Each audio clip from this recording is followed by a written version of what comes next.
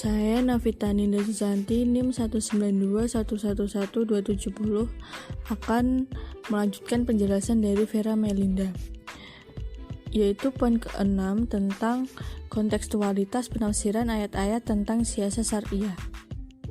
Dalam hal ini ada beberapa isu terkait siasah syariah, yaitu diskusi perihal kekuasaan dan kedaulatan, kepatuhan pada ulil amr, musyawarah sebagai sarana pengambilan keputusan, persatuan dan larangan berpecah belah, keadilan dan amanah, dan sebagainya. Dalam hal ini saya hanya akan menguraikan beberapa hal yang terutama saja, yaitu yang pertama tentang kekuasaan dan kedaulatan. Di antara pandangan-pandangan tentang kekuasaan dan kedaulatan yang beragama itu, bagaimana Al-Quran berbicara perihal keduanya dan di manakah posisinya. Cukup banyak ayat Al-Quran yang acap kali dihubungkan dengan kekuasaan dan kedaulatan Al-Quran. Tampaknya tidak secara clear membedakan antara kekuasaan dan kedaulatan. Antara lain yaitu Quran Surah Al-An'am Juz 6 ayat 57, Allah berfirman, Inil hukmu illa lillah, yang artinya menetapkan hukum itu hanyalah hak Allah. Ayat di atas menjelaskan bahwa Muhammad Husain Al-Tabatabai menyatakan hukum hanya milik Allah SWT semata, baik yang berkaitan pengaturan alam raya ini maupun syariah atau agama. Bahkan Al-Tabatabai membagi dua kategori hukum, yakni al-hukum dan al-takwini, yaitu hukum-hukum atau aturan-aturan yang berkaitan dengan alam raya atau sunatullah, dan al-hukum al-tasyri'i, yaitu hukum-hukum atau aturan-aturan yang berkaitan dengan manusia atau umat beragama. Dua hal ini juga tidak bisa diambil alih oleh siapapun kecuali atas izin dan limpahan mandatnya. Ketika menguraikan Quran surat Yusuf Juz 12 ayat 40, dia menyatakan bahwa Al-Tabatabai juga mengaitkannya dengan Quran surat Al-Maidah Juz 5 ayat 44. Terkait dalam ayat ini, Al-Tabatabai menyatakan bahwa ana al-hukum al-haq li Allah, atau hukum yang benar itu hanya milik Allah, yang karenanya Allah SWT menyebut dirinya sebagai ahkam al-hakimin. Ketentuan penetapan hukum yang hanya menjadi hak prerogatif Allah SWT ini dikatakan oleh Al-Tabatabai hanya yang terkait dengan persoalan al-hukum al-syar'i atau hukum agama. Yang kedua yaitu tentang kepatuhan pada ulul amr. Untuk itu yaitu jika ada seseorang yang meminta ketaatan pada hal-hal yang tidak diwahyukan oleh Allah SWT melalui Muhammad SAW, maka ketaatan itu tidak perlu diselenggarakan atau batal. Al-Tabatabai juga menjelaskan bahwa ketaatan pada Rasulullah SAW memiliki makna tersendiri, dan ketaatan pada Allah SWT juga memiliki maknanya sendiri yang lain, walaupun sesungguhnya secara hakikat ketaatan pada Rasulullah juga menunjukkan ketaatan pada Allah SWT, karena sesungguhnya Allah lah yang menetapkan ketentuan kewajiban taat kepada Rasulullah SAW. Sebab Allah sendiri yang menjelaskan bahwa Ia tidak mengutus Rasulullah SAW kecuali untuk ditaati. Ini karena menaati Rasulullah itu sejatinya merupakan pokok ketaatan pada Allah SWT. Sedangkan ulul amr adalah pihak yang tidak mendapatkan wahyu dari Allah SWT. Mereka hanya mengandalkan rai atau nalar rasional dalam menentukan kebijakan. Jika dengan nalarnya mereka mendapatkan kebenaran, maka ketaatan wajib diberikan kepadanya, atau falahum iftirat al-ta'ah. Sebaliknya, jika mereka dalam kekeliruan, maka tidak perlu ada ketaatan padanya. Hal ini karena apa yang dilakukan atau diputuskan oleh ulul amr berdasarkan nalar rasionalnya itu berpotensi keliru.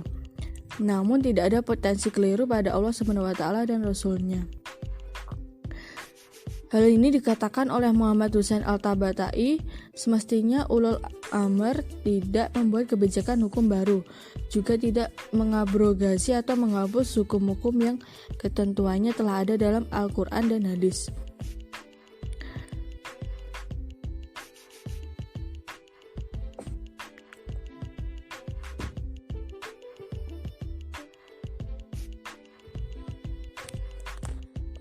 Dan jika ketetapan itu nyata-nyata mengandung unsur-unsur yang melawan ketentuan Allah SWT dan Rasul-Nya, maka secara otomatis ketaatan itu tidak layak diberikan kepadanya. Inilah yang disebut ketaatan yang proporsional, bukan ketaatan yang membabi buta tanpa pandang bulu sehingga memunculkan hal-hal yang seringkali tidak masuk akal. Ketika ulul amr benar, maka ketaatan padanya sama dengan ketaatan pada Allah SWT dan Rasul-Nya.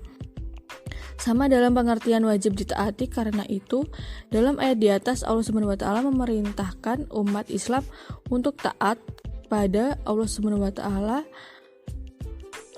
Rasul-Nya sampai pada ulul amr. Selanjutnya saya akan menjelaskan poin yang ke-7 tentang musyawarah sebagai sistem pengambilan keputusan. Dalam hal ini, bahwa permusyawaratan yang juga menjadi tradisi khas dalam dunia kebangsaan kita, yakni permusyawaratan dalam perwakilan, haruslah diselenggarakan dalam hal apapun, terutama hal-hal yang menyangkut kepentingan dua orang atau lebih. Diharapkan tentu saja dengan permusyawaratan maka akan terpenuhi solusi yang dibangun di atas pemufakatan bersama, atau dalam bahasa politik sering disebut musyawarah mufakat, yang menghasilkan kesimpulan win-win solution atau menang atau untung bersama.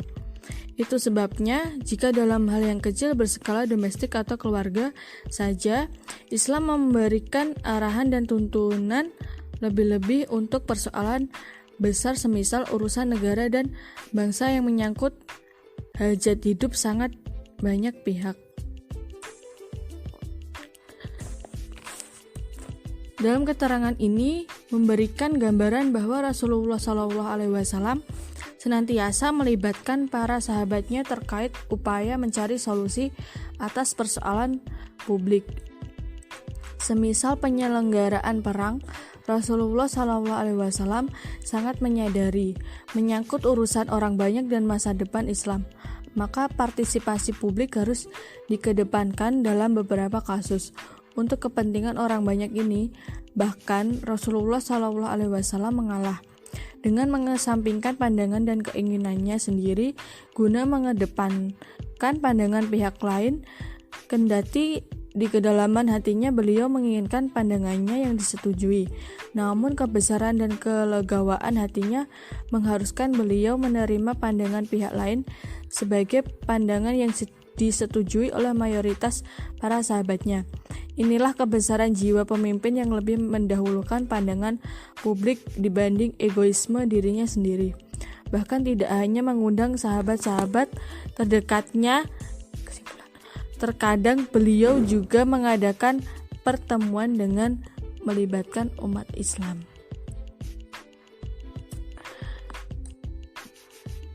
Dari kesimpulan ini semua, bahwa terkait kontekstualitas penafsiran Al-Tabatabai ini disimpulkan bahwa latar belakang yang identik dengan tradisi filsafat menjadikan pikiran-pikiran yang tertuang di dalamnya kontekstual sesuai dengan kondisi kekinian dan kedisinian. Dalam kajian ini kontekstualitas atau rasionalitas penafsirannya bisa diukur dari 4 tema pokok yang menjadi sorotan.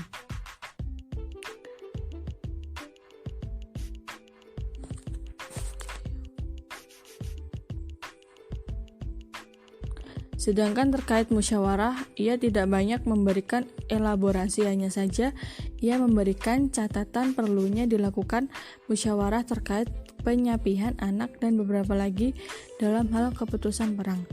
Sekian presentasi dari kelompok 3. Wassalamualaikum warahmatullahi wabarakatuh.